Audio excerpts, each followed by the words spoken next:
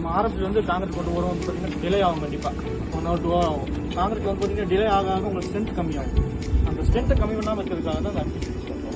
இன்னொன்று வந்து பார்த்தீங்கன்னா வாட்டர் ஸ்மெடிஷ் வந்து மெயினாக யூஸ் ஆகுது.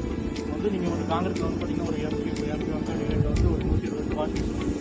அட்மிக்சர் யூஸ் பண்ணால் 120 யூஸ் பண்ணுங்க. அட்மிக்சர் யூஸ் பண்ணால் 250 வாட். கிட்ட உங்களுக்கு இதுலேயே வந்து பார்த்தீங்கன்னா ஒரு 100 லிட்டர் வந்து எக்ஸஸாக பிடிக்கும். அந்த 100 லிட்டர் கம்மி பண்ணும்போது அதுக்கான ஸ்ட்ரென்த் அதிகமாகும். எவ்வளோக்கு எவ்வளோ காங்கிரீட்டில் வாட்டர் கம்மி வச்சுருக்கோ அவ்வளோக்கு எவ்வளோ உங்கள் ஸ்ட்ரென்த் இருக்கும். நம்ம ஜல்லியை மீண்டும் ஃபில் பண்ண சொன்னாங்களா, ஜல்லி ஃபில் பண்ணி எல்லாமே 4 பின்ன தனித்தனியாக இருக்கும். இது வந்து லோட் ஃபில் இருக்குது. அதாவது ஒரு இப்போ வந்து அரை ஜல்லின்னு வச்சுக்கோங்களேன், 12 ஜல்லின்னு வச்சுக்கோங்களேன், அது வந்து 450 கிலோ ஒரு எம்கியூ போகும். இந்த 450 கிலோ நாங்கள் மேலே சிஸ்டமில் ஃபீட் பண்ணி வச்சுருவோம்.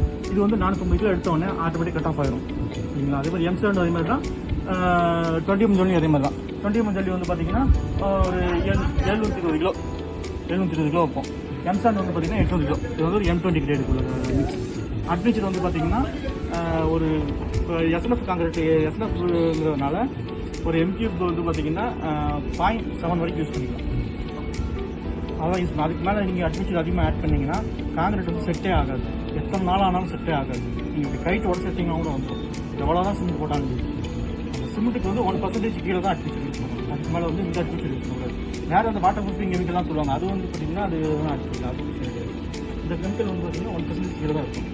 இது என்ன கெமிக்கல் சார்? எஸ்என்எஃப். பீசிங்கிறது வந்து பார்த்தீங்கன்னா அது இதை விட கொஞ்சம் கம்மியாக இருக்கும். அது ப்ரொசீஜர் அதிகமாக இருக்கும். அது சிமெண்ட் கண்டென்ட் அதிகமாக போட்டால் மட்டும் தான் அது யூஸ் பண்ணுவோம். M35 M40 அந்த மாதிரி பிளான்ட் இருக்குங்க மேம். இது 3 ஃபீல் வந்து பார்த்தீங்கன்னா இங்கே உள்ளது. இது வந்து பார்த்தீங்கன்னா எஸ்ஆர்பிசி சிமெண்ட் இருக்குங்க. எஸ்ஆர்பிசி சிமெண்ட் ஓபிசி சிமெண்ட் சொல்லுவாங்களா, சிமெண்ட்லேயே நிறைய டைப் இருக்குது தெரியுமா. எஸ்ஆர்பிசி சிமெண்ட் இருக்குது. இதில் வந்து பார்த்தீங்கன்னா பிளேயர்ஸ் இருக்குது. இதில் வந்து ஓபிசி ஓபிசின்னு வந்து பார்த்தீங்கன்னா பிளேயர்ஸ் கண்டென்ட் கொஞ்சம் ஆட் பண்ணியிருப்பாங்க. அதான் எஸ்ஆர்பிசி சொல்லுவாங்க. ஓபிசியில் வந்து பிளேயர்ஸ் கண்டென்ட் இருக்காது. பிளேயர்ஸ் எதுக்காக ஆட் பண்ணுறோன்னு வந்து பார்த்தீங்கன்னா காங்கிரீட்டில் வந்து பார்த்தீங்கன்னா இப்போ சிமெண்ட் மட்டும் போட்டிங்கன்னா ஹீட் அதிகமாக வரும். அதனால கிராக்ஸ் வரும், லீக்கேஜ் ப்ராப்ளம் வரும். அந்த மாதிரி ப்ராப்ளத்தை கொஞ்சம் கம்மி பண்ணுறதுக்காக நம்ம வந்து பிளேயர்ஸ் ஆட் பண்ணுறோம். பிளேயர்ஸ் ஆட் பண்ணுறதுனால காங்கிரீட் குவாலிட்டி கம்மியாகிடும் அப்படிங்கிறது கிடையாது.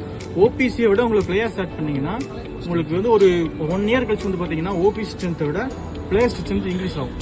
இன்க்ரீஸ் ஆகிட்டே போகும். இது வந்து ஓபிசி ஸ்ட்ரென்த் வந்து ஸ்டேபிளாக ஒரே இடத்துல அப்படியே நிற்கும். அதே மாதிரி சிமெண்ட் என்ன ஃபீட் பண்ணுறோமோ அந்த சிமெண்ட் வந்து பார்த்தீங்கன்னா ஸ்கூலுக்கு மூலியமாக அந்த வரும். இதில் வந்து இதில் ஃபில் ஆகும். அதுக்கு தேவையான சிமெண்ட் எடுத்தப்பறம் அதுவும் கட் ஆஃப் ஆயிடும். எல்லாமே எடுத்து முடிச்சதுக்கப்புறம் மேலே அந்த பக்கெட் வந்து ஜல்லி உள்ளே கொட்டும். உள்ளே கொட்டும் போது வந்து பார்த்தீங்கன்னா சிமெண்ட், வாட்டர், அந்த அட்மிக்சருக்கு வந்து அது வந்து அதில் வந்து ஃபில் ஆகும். அதில் வந்து வெயிட் ஸ்கேல் இருக்கும்.